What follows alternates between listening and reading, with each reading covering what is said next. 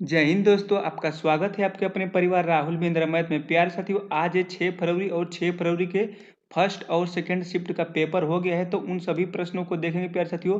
ये जो प्रश्न है प्यारे साथियों 100% रियल प्रश्न है और यही प्रश्न आपके फर्स्ट शिफ्ट में और सेकंड शिफ्ट में पूछे गए थे। तो हम लोग के एसएससी जीडी का एग्जाम एनालिसिस करना है प्यारे साथियों। अगर आप चैनल पर नए तो उसे सब्सक्राइब जरूर करना, बेल आइकन घंटी को प्रेस जरूर करना, क्योंकि जब भी मैं वीडियो डालूं तो आपके पास नोटिफिकेशन जल्दी पहुंचे। तो पहला प्रश्न पूछा गया था, फर्स्ट शिफ्ट में प्रश्न पूछा गया था साथियों कि चीन के लोग किस धर्म को अधिकता मानते हैं।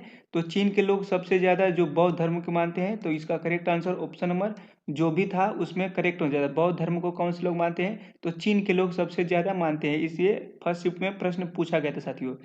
दूसरा प्रश्न पूछा गया था प्यारे साथियों की चुपचार कूट किस राज्य का त्योहार है। चुपचार जो कूट है ये फर्स्ट शिफ्ट में प्रश्न पूछा गया था।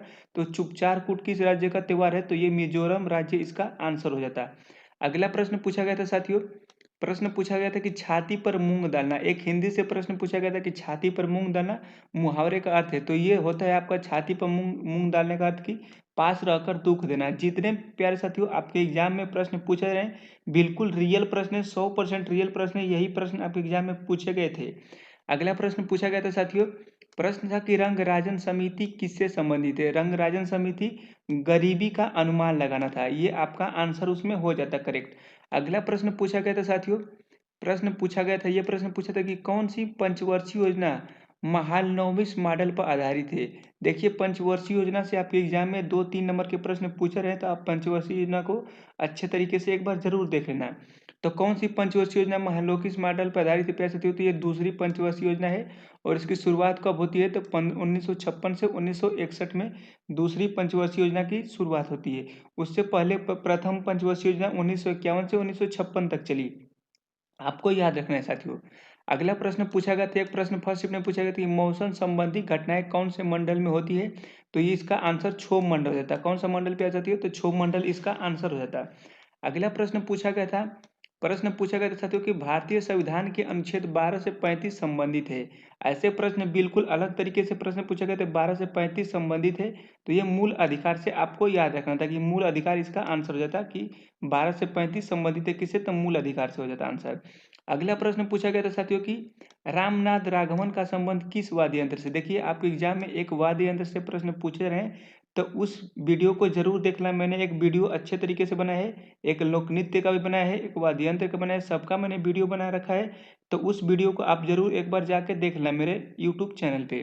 तो रामनाथ राघवन का संबंध किस वाद्य यंत्र से, तो इसका आंसर मृदंग हो जाता। अगला प्रश्न पूछा गया था फर्स्ट शिफ्ट में प्यारे साथियों की वर्ष 2022 में भारत ने थॉमस कप किस देश को हराकर जीता।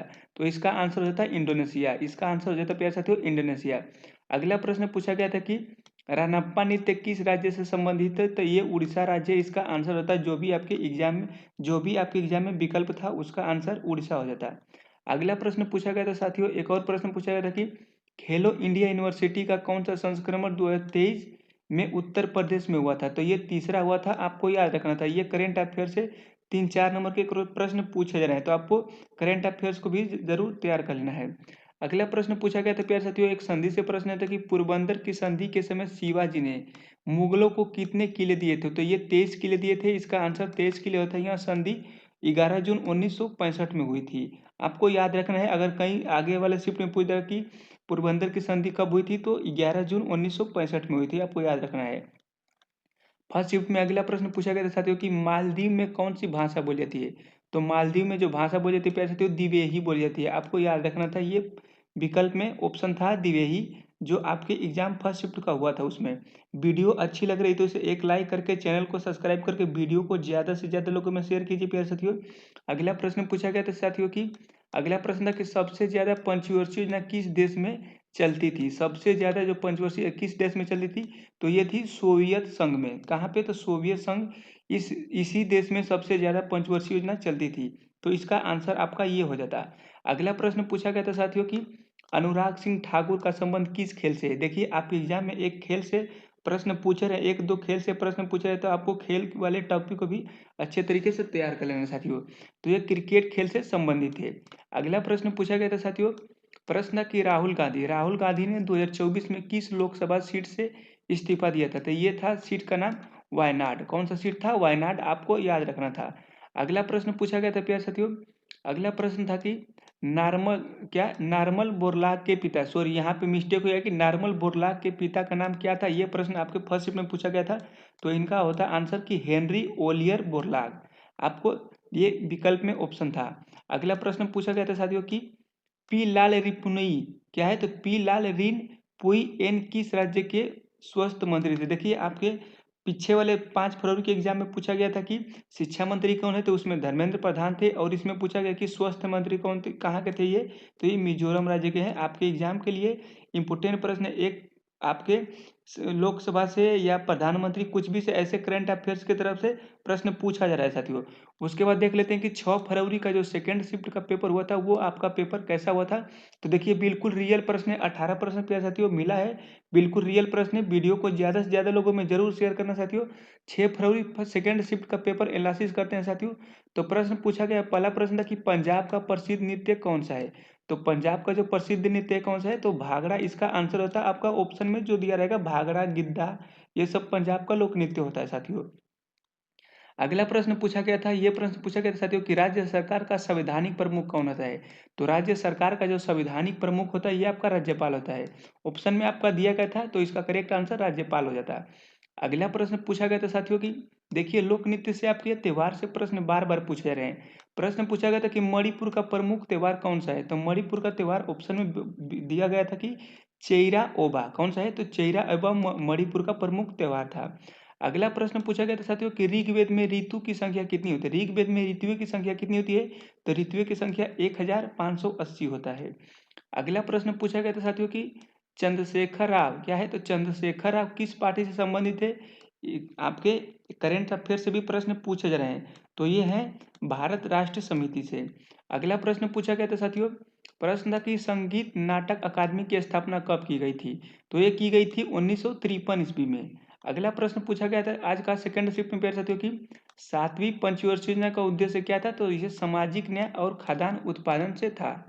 प्रश्न पूछा गया था प्यारे साथियों, एग्जाम के लिए इंपोर्टेंट प्रश्न था कि प्रश्न है कि राज्य के नीति निर्देशक तत्व का सिद्धांत किसने दिए गए थे। तो ये भाग 4 में राज्य के नीति निर्देशक तत्व का सिद्धांत दिया गया था। अगला प्रश्न यह पूछा गया था प्यारे साथियों की, क्या प्रश्न था कि विश्व कप कौन सा, तो विश्व कप 2023 में सबसे ज्यादा विकेट लेने वाले गेंदबाज कौन था। तो सबसे ज्यादा जो गेंदबाज था मोहम्मद शमी, इसका आंसर होता। अगला प्रश्न पूछा गया था साथियों की जल संरक्षण के लिए निम्नलिखित में से कौन सी विधि सबसे अच्छी है। तो इसमें स्नान के लिए कम जल का इस्तेमाल करना। अगला प्रश्न पूछा गया था प्यारे साथियों की दांतों की चिकित्सा में उपयोग होने वाले रासायनिक अभिक्रिया क्या है। तो ये है सोडियम बाइकार्बोनेट। अगला प्रश्न पूछा गया था शिफ्ट में सेकेंड शिफ्ट में कि दयानंद सरस्वती ने किस समाज की स्थापना की थी। तो ये आर्य समाज की स्थापना की थी और 1975 में स्थापना किया गया था। अगला प्रश्न पूछा गया था साथियों की किस केंद्र शासित प्रदेश में पुरुष साक्षरता दर सबसे कम है। तो ये दादर और नगर हवेली में इसका आंसर हो जाता है। अगला प्रश्न पूछा गया था प्यारे साथियों 32 नंबर, सॉरी इसमें अगला जो शिफ्ट में प्रश्न पूछा गया था कि दूसरी पंचवर्षीय योजना प्राप्त करने का लक्ष्य कितना था। तो इसमें आपका रेट दिया गया था 4.5%, इसका आंसर रहता है। अगला क्वेश्चन दिया गया था प्यारे साथियों कि ऋग्वेद को और किस नाम से जानता है। तो ये ऋग संहिता से जानता है। वीडियो अच्छी लगी तो इसे एक लाइक करके चैनल को सब्सक्राइब करके वीडियो को ज़्यादा से ज़्यादा लोगों में शेयर कीजिए।